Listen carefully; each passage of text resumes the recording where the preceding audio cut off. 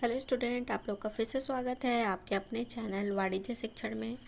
आज मैं आप लोगों को प्रबंध की अवधारणाओं के बारे में बताऊंगी। तो प्लीज़ जो मेरे चैनल से नए जुड़े हुए हैं वो मेरे वीडियो को लाइक शेयर और सब्सक्राइब करना ना भूलें, ताकि मैं आप लोगों को जो वाणिज्य शिक्षण से संबंधित जानकारियाँ हैं कंटिन्यू पहुँचाते रहूँ।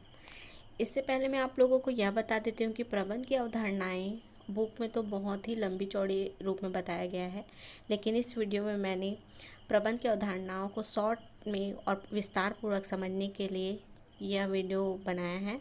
तो प्लीज़ आप इस वीडियो को ज़रूर एक बार देखें, जो कि आपको बुक से भी जल्दी समझने में सहायता प्रदान करेगी। तो चलिए शुरू करते हैं। प्रबंध की अवधारणाएं, कॉन्सेप्ट ऑफ मैनेजमेंट। तो प्लीज़ आप इस वीडियो को एक बार ज़रूर देखें, ताकि आप लोगों को प्रबंध की अवधारणाएं एक बार देखने के बाद आप इसको कभी नहीं भूलेंगे। तो शुरू करते हैं हम। प्रबंध की अवधारणा। प्रबंध एक विस्तृत शब्द है। अन्य सामाजिक विज्ञानों की भांति इसकी कोई स्पष्ट व निश्चित परिभाषा नहीं दी गई है, अतः इसे विभिन्न विद्वानों ने अपने अपने ढंग से प्रस्तुत किए हैं।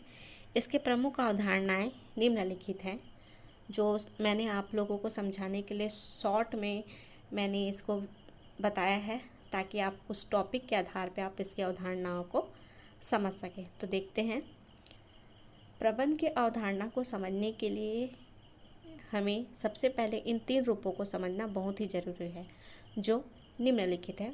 बुक में इसको ये रूपों को विस्तार पूर्वक बताया गया है, और समझने में थोड़ी कन्फ्यूज़न हो सकता है, लेकिन मैंने इन 3 रूपों को समझने के लिए शॉर्ट पे लिया है। तो चलिए आइए देखते हैं ये स्वरूप कौन कौन से हैं। पहला है प्रक्रिया, दूसरा उद्देश्य और तीसरा मानव विकास।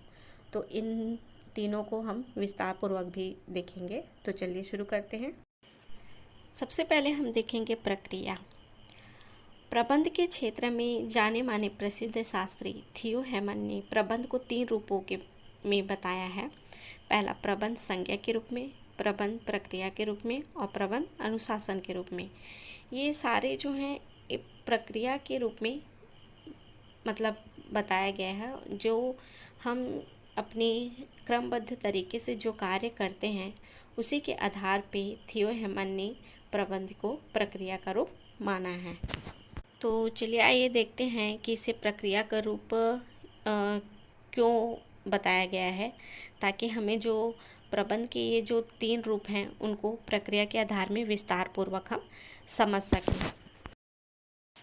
प्रबंध एक प्रक्रिया है, क्योंकि प्रबंध में नियोजन, संगठन, अभिप्रेरणा, नियंत्रण व समन्वय को शामिल किया जाता है, तथा उद्योग के 5 एम, जो सबसे पहले है मानव, मेन, माल, मटेरियल्स, मशीन, मुद्रा, मनी व मेथड का उचित समन्वय तथा कुशलतम उपयोग उपर्युक्त तत्वों के प्रयोग से ही संभव है। इसमें जो थियो हेमन ने प्रक्रिया के रूप में ही बताया गया, क्योंकि संज्ञा, प्रक्रिया, अनुशासन ये क्या है, रूल्स हैं जो क्रमबद्ध तरीके से कार्य करता है। एक प्रक्रिया के आधार पे प्रबंध के कार्य को समझाया गया है। इसीलिए थियो हेमन ने प्रबंध को प्रक्रिया का रूप माना है। फिर है आपका दूसरा, उद्देश्यपूर्ण। जेम्स लुंडी के अनुसार प्रबंध मुख्य रूप से विशिष्ट उद्देश्यों की प्राप्ति के लिए दूसरों के प्रयासों को नियोजित, अभिप्रेरित व नियंत्रित करने का कार्य करता है। इस प्रकार की लुंडी का मानना है कि प्रबंध उद्देश्यों की प्राप्ति के लिए दूसरों के प्रयत्नों से संबंधित कार्य है।